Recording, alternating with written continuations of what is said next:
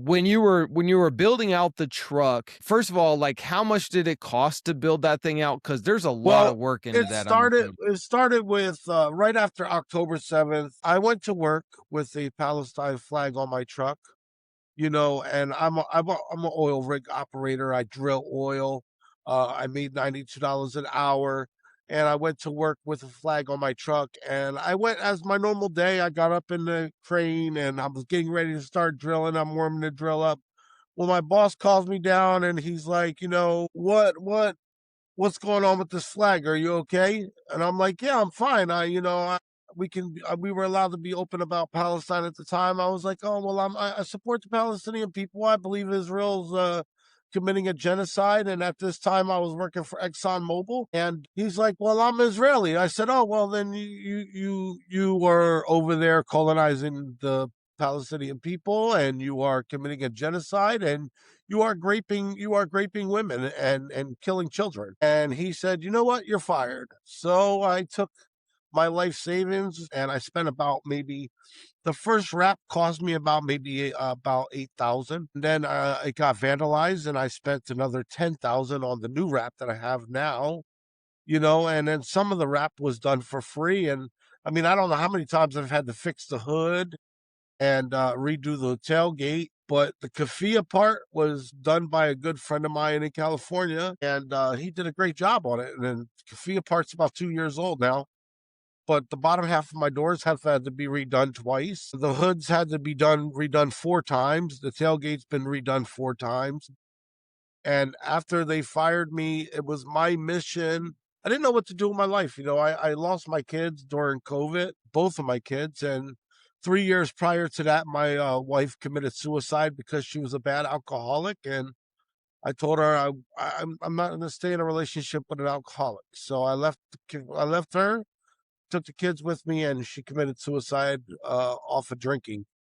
So, I had a rough, and I didn't know what to do with myself. I was used to making money. I buried myself in my work. And so since they fired me, I took my life savings and I wrapped this truck and I didn't know what to do. And a law told me, go out here and teach people about what's going on in Palestine. So for the first 2 years, nobody knew who drove this truck. Not one soul. I mean, there were people that followed me and knew who I was and saw the journey of the truck and how it became what it really is now. But that was only a handful of people, and a lot of people, and some people thought I was doing this for clout. So I just basically hid myself and spent my own money, which was like $46,000 total, my life savings, just to bring awareness for Palestine and tell the people what's really going on over there. I mean, I was out showing people videos that you cannot even post on the internet that people were sending me straight from Gaza on WhatsApp. I was out showing people that they needed to watch Al Jazeera, and talking to people about Al Jazeera. I mean, if anybody's going to make a difference in this movement, and if they're going to listen to anybody, they're going to listen to white people because they're not listening to anybody else, you know. And what Israel hates the most, and one of the reasons why they've been trying to get my truck for a long time, and they've been trying to get me for a long time. They've attempted my life 4 times, in 4 different states. It's come to the point where I've had to wear a vest when I go out and protest. You know, they, I'm white, but I'm not the white they want me to be. And I refuse to be the white they want me to be because I'm my own man and I believe in freedom.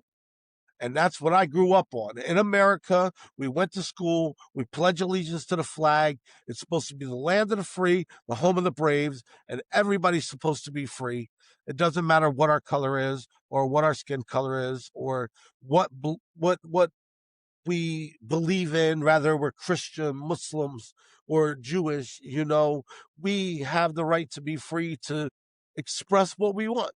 And I've been out teaching people that Zionism is not Judaism. It is two different things. And Zionists, they use Judaism to mask their genocidal, insane plans to take over the world. Well, it's not even like most people conflate Zionism to Judaism. but they don't even realize like the largest majority of Zionists are actually Christians, right? So yeah, the Protestant Christians are the majority of Zionists. And so I mean, we just had Tucker Carlson, and I can't believe I'm actually giving credit to Tucker Carlson for anything, but he is, I don't know, woken up to the insanity of the world that he used to promote. But he just did an interview with Mike Huckabee, the ambassador of the United States to Israel, and he absolutely laid it into him.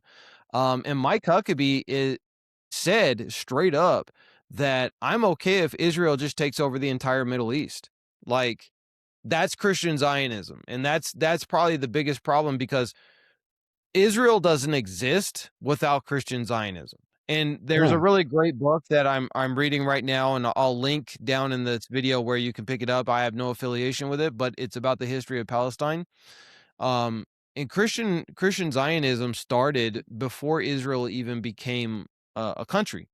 And if it was not for that, if it was not for Protestants, there would be no Israel today, because it was because of Protestants and Christian Zionism that they were able to move both the United States administration and England's administration to support the creation of a homeland for Jews. Even though, we know that most of them actually don't have any Semitic blood whatsoever, as they are Khazar or converts to Judaism. But yeah, I think it's really important. Like, this the whole reason why here at the Daily Rumble, why we do what we do.